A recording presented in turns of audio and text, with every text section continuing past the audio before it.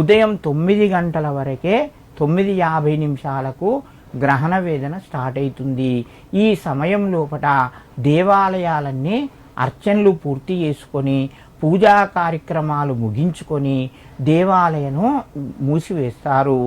మరునాడు దేవాలయాలను తెరిచి మళ్ళీ దేవతలకు యథావిధిగా అర్చనలు అభిషేకాలు ఆచరించి గుడినంతా సంప్రోక్షణ చేసుకొని వీళ్ళ కార్యక్రమాలు ప్రారంభిస్తారు.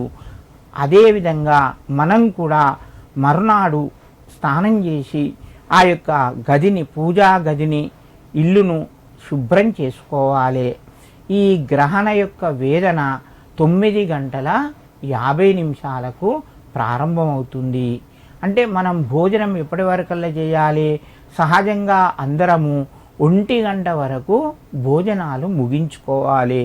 మరి పిల్లలు కానీ గర్భవతులు కానీ ఆరోగ్యం బాగలేకున్నటువంటి వాళ్ళు కానీ వృద్ధులు ముసలి వాళ్ళు కానీ సాయంత్రము 5 గంటల వరకు వీళ్ళకు తినే అవకాశం ఉన్నది.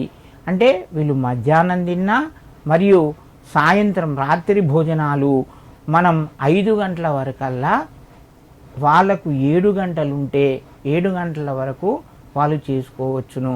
మనమేమో 5 గంటల వరకు అంటే మనం రాత్రికి తినే భోజనాలు 5 గంటల వరకు ముగించుకోవాలి. ఇది ఆహారానికి సంబంధించింది.